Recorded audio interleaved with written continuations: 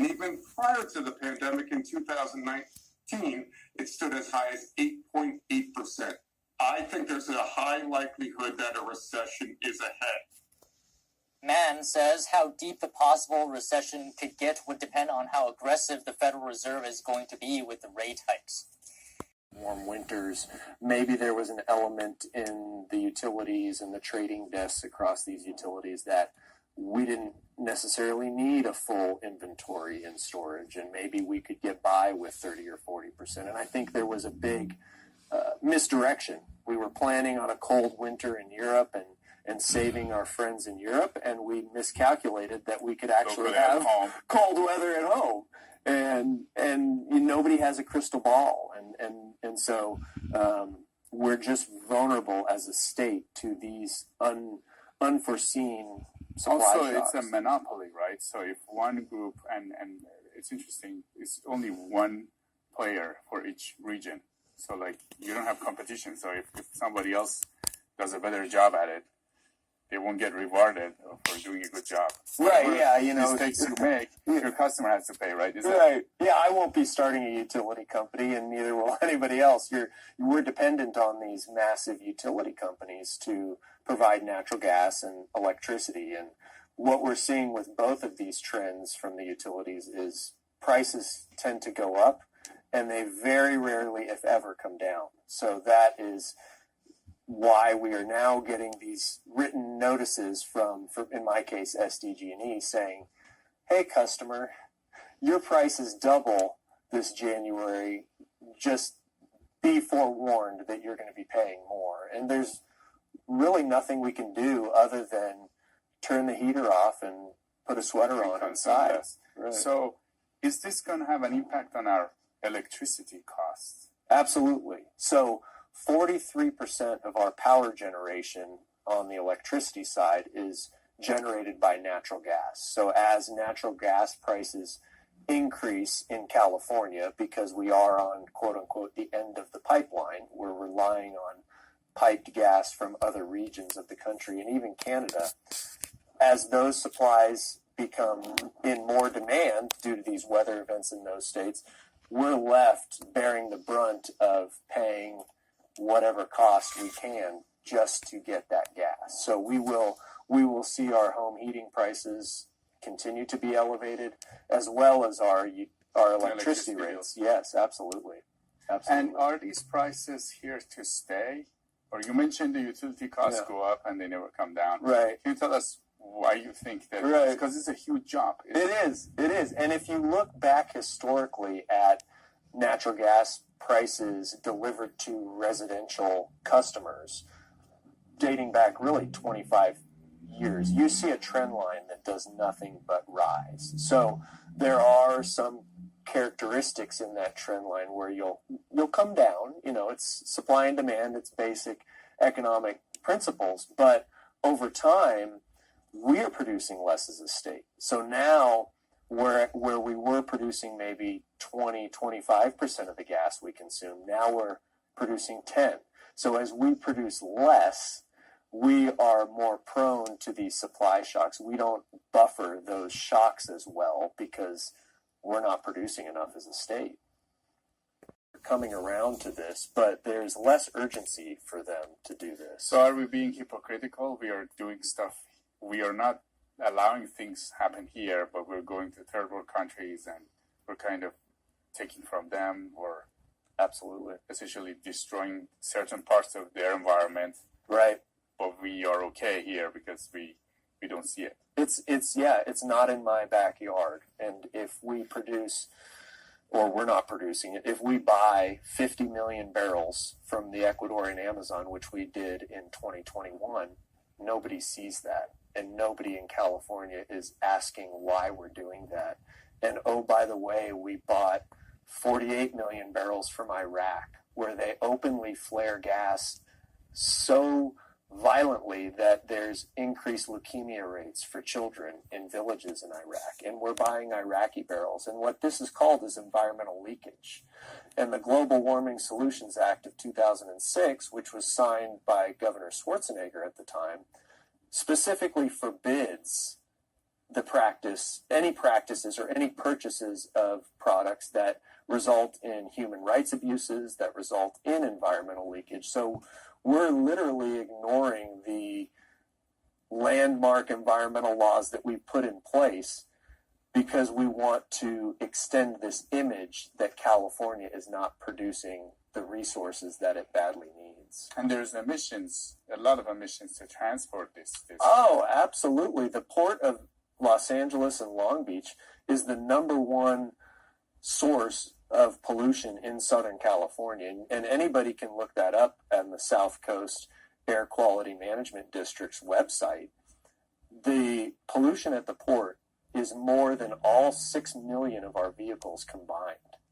So we're bringing in tanker loads of crude, and these tankers emit sulfur dioxide, nitrogen oxide, particulate matter from their diesel engines. So these tanks and these cargo ships bringing in our computers and televisions are spewing pollutants into the very disadvantaged communities in Long Beach and Los Angeles that we're claiming we're protecting by shutting down an oil well in Inglewood, California that emits no diesel particulate matter and emits no harmful pollutant.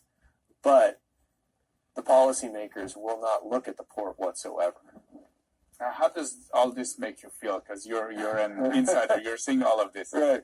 And it's frustrating. It's frustrating because we in the energy industry in California, we want a cleaner environment just as bad as Sacramento. But we are not given the opportunity to share our information and be a part of the decision-making process. We're told, pack it up, shut it down. We're not even going to let you transition your oil fields to sequester carbon or to bring clean power to our energy systems. We just want you to go away. It doesn't change his approval ratings. If the economy is doing poorly, it doesn't really change his approval ratings because Democrats are going to back Biden and Republicans are going to attack Biden irrespective of the policy objectives, irrespective of the economic factors, and so on. And so that makes it a very challenging era for him. Biden is also likely to keep urging Congress for a higher debt limit after his meeting with Speaker Kevin McCarthy last week failed to reach a deal. The president may use this speech to reiterate his message. The war in Ukraine could be another focus of his speech ahead of the anniversary of the Russian invasion. As just last week, Biden approved tank shipments to Ukraine as a show of U.S. support. The president may also talk about immigration and police reform during the address. By shooting out substations with sniper attacks. Officials identified the suspects as Sarah Beth Glenn Daniel of Baltimore County and Brandon Russell of Florida. The accused were not just talking, but taking steps to fulfill their threats and further their extremist goals. Russell provided instructions and location information.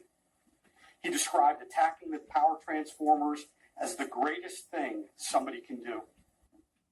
The complaint also included a photo of a woman authorities identified as Glenn Daniel holding a rifle and wearing tactical gear that bore a swastika.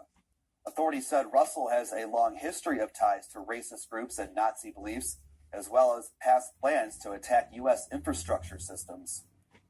In recent months, domestic terrorists struck in Washington state and North Carolina, causing power outages affecting tens of thousands of customers by vandalizing substations. Following the powerful 7.8 magnitude earthquake that rocked the Turkey region, rescue crews are working tirelessly to help people trapped in the rubble of wrecked buildings. More than 3,400 people are confirmed dead in Turkey and Syria, and the death toll is expected to rise. This catastrophic disaster has captured the attention of the world, and efforts to help are coming into form around the globe. We'll have more on aid to Turkey coming up in our World Report. Back here in the States, a 3.8 magnitude earthquake shook western New York this morning, just over a mile northeast of West Seneca. You're looking at security footage from a home in Lancaster, New York, capturing the moment the quake hit. It was felt strongly by many people in the Buffalo area. Records show the quake is the strongest in the area in at least 40 years. The United States Geological Survey put the depth of the quake at 1.86 miles. There were no injuries reported. A blustering necessary skills, the necessary abilities, and the necessary resources to survive a situation where, in the blink of an eye, we are thrust back to pre-industrial times. Well, the researchers on that committee, they've looked deeply into this scenario, and they estimate that about only 10% of Americans have that capacity. Only 1 in 10 Americans, mostly located in rural areas far away from cities, would be able to take care of themselves. In fact, the government recently declassified a very important document, you can see it up on your screen, having to do with EMP attacks. And inside of that document was an exchange that took place in front of the Armed Services Committee, wherein Dr. William Graham, he's the chairman of the EMP Commission, he was testifying, and he presented a rather stark assessment of what America would look like following an EMP attack. Here's the transcript in its entirety. So at first, Congressman Roscoe Bartlett from Maryland asks this, quote, "I read a pre-publication copy of a book called 1 Second After. It was a story of a ballistic missile EMP attack on our country. The weapon was launched from a ship off our shore, and then the ship was sunk so that there were no fingerprints. The weapon was launched about 300 miles high over Nebraska, and it shut down our infrastructure countrywide. The story runs for a year. It is set in the hills of North Carolina. At the end of the year, 90% of our population is dead. There are 25,000 people only still alive in New York City. The communities in the hills of North Carolina are more lucky. Only 80% of their population is dead." Check on your small ammunition. Bedtime story. Where do you figure to be on this? Captain, battalion calling, sir. This is not a bedtime story. It is a nightmare in real time. Possible. It is an indication to me that China is quickly shifting its nuclear doctrine from one of broad deterrence, please don't shoot at us, to nuclear warfighting, meaning from the get-go, we're going to shoot nuclear weapons at you. I've read that recent Chinese military research papers have said that these balloons can also test an enemy's air defense reaction time. Do you think that's a possibility? Well, definitely. Chinese Communist Party leadership was not just testing our air defense reaction time, they were testing our leaders. They were testing our chain of command. They were watching very closely to see how we organized our reaction, how quickly it would take for us to come to the decision to shoot down their balloon. And on that level, the Chinese Communist Party leadership learned a great deal about the potential for indecision and inaction by the American leadership, by the leadership of the Biden administration, and this was a very dangerous precedent to set by this administration. I think the dilemma was, Biden talked about this on Wednesday, wanting to shoot it down, but he wanted to wait until the balloon was over water before it was shot down. I think that was the dilemma. What are your comments on that? The balloon should have been shot down before it crossed into Alaskan territory. And up there's water and lots of land and very few people. That's not an excuse. It's a poor excuse by President Biden. Thank you very much, Rick Fisher, Senior Fellow at the International Assessment and Strategy Center. Great having you on. Thank you, sir. Threat to the United States. It could possibly be retaliation for the numerous RC-135 Air Force surveillance flights which have been taking place regularly along the coast of China. In fact, there was an incident not too long ago where a Chinese jet fighter made a dangerous aerial intercept of one of those RC-135. So it's possible sending the aerostat over the U.S. was kind of retaliation, saying, well, if you're going to spy on us, we're going to spy on you. Got you. So what is your take on how the U.S. has handled this issue particularly, but also how the U.S. has handled relations with China over the past couple of years as well? I'd like to hear your thoughts on that.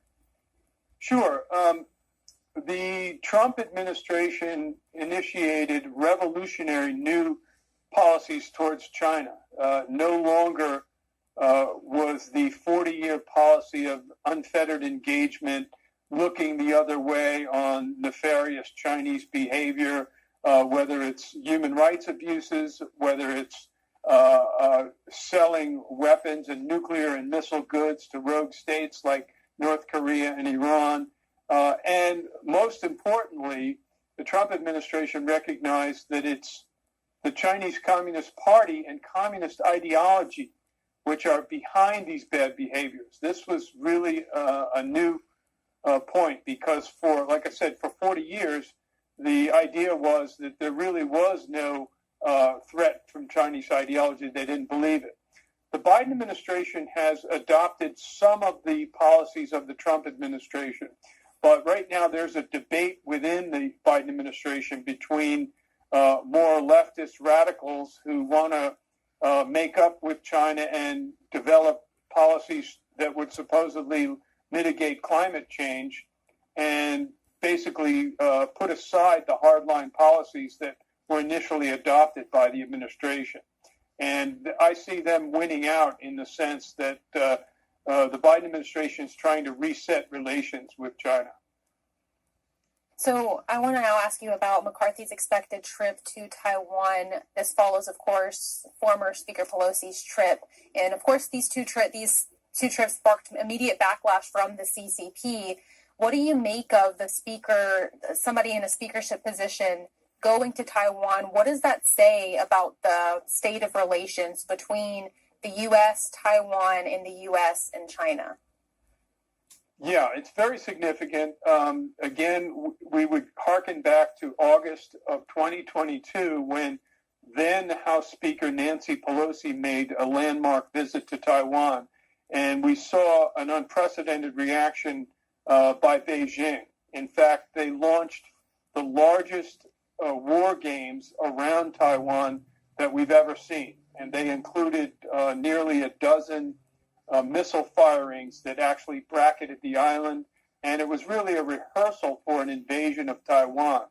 That said, there are new concerns within the administration that the Chinese Communist Party has stepped up preparations for some type of attack on Taiwan. And just recently, we saw a memo from General Michael Minahan. He's the Air Force Air Mobility Command.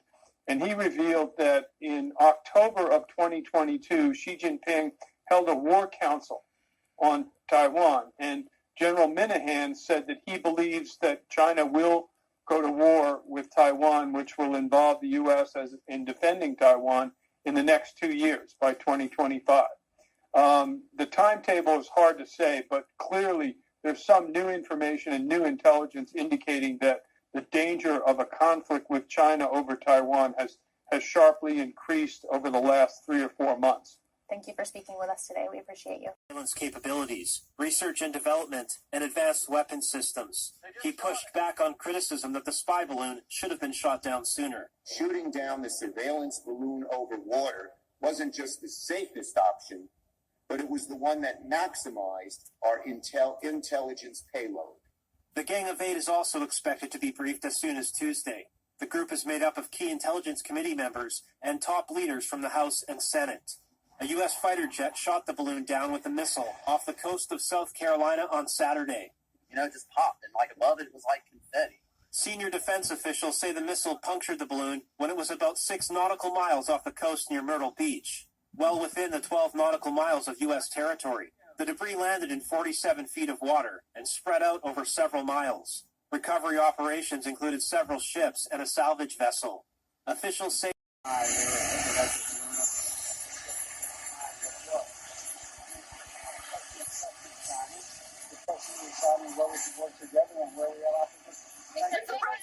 While Democrats say Biden did the right thing at the right moment, some GOP lawmakers are calling Biden's response weak. And Congressman Joe Wilson is even calling for Biden to resign over what he calls a catastrophic Chinese spy balloon spectacle. Lawmakers are expected to receive classified briefings on the Chinese spy balloon in the coming days. Reporting from the White House, Iris Howe, NTD News. Casey Fleming, welcome to our show. Thanks so much for joining us. Thank you for having me. Now, Casey, you're a counterintelligence executive. You've been following the CCP and, examining their actions for a long time. What can you tell us about the spy balloon incident? Well, first and foremost, the American people need to understand this is their aha moment. This is just like 9/11 and Pearl Harbor. Could they fly a balloon over the United States and breach our sovereignty and our security? They did. They absolutely did. So this is the aha moment where Americans wake up to the true CCP threat and to the seriousness that the CCP presents to the rest of the world, and specifically to the United States. This is also 2 levels up now on strategic risk to companies. Companies need to understand that their investments, whether it's supply chain, financial, or otherwise, are at extreme risk. We very well could be on the cusp of war, and this also goes for companies as well as government. They breached our sovereignty. It showed they were determining what our weakness is, and they're presenting that to the rest of the world as our weakness. That's part of their narrative that America is in decline. This is also out of Sun Tzu. War is based on deception. And what were they doing over our missile silos, nuclear capabilities, and nuclear bases? In my professional opinion, I believe that they were tracking our satellite communications back and forth with our satellite. You can't get that through satellites. You have to get that on a lower orbit. So also, this could also be used, or balloons like this could be used for other delivery mechanisms that are very, very much more sensitive and serious from a nefarious standpoint. The other piece of it, balloons travel at a very slow rate. This one in particular seems to have the capability to loiter as long as it wanted, or do as much time they wanted over target, and then follow the jet stream where that took the balloon. So the debris field on a balloon is much limited because it's traveling much slower than other objects in the atmosphere. So when they finally did shoot it down over the East Coast, it was a 7-mile debris field. So think about that. Did we have a 7-mile debris field through its entire track across the continental U.S.? You bet we did. In a lot of cases, we had 1,000 miles or more of a radius where we could have shot that balloon down, especially when it entered U.S. airspace in the Aleutian Islands. Any more information on this? People want to follow this? We connect the dots for them. Follow our company page on LinkedIn. That spy balloon of China's should never have made it past Alaska. I guarantee you they scrambled, and then they were told to not engage. I'll guarantee you that's what happened. Why would they allow it to travel all the way across the United States before they shot it down? That should have been shot down before it hit Alaska. I don't know what's going on with these idiots up there in D.C., but something ain't right about them. Oh, somebody damn too much is going screwy in this country.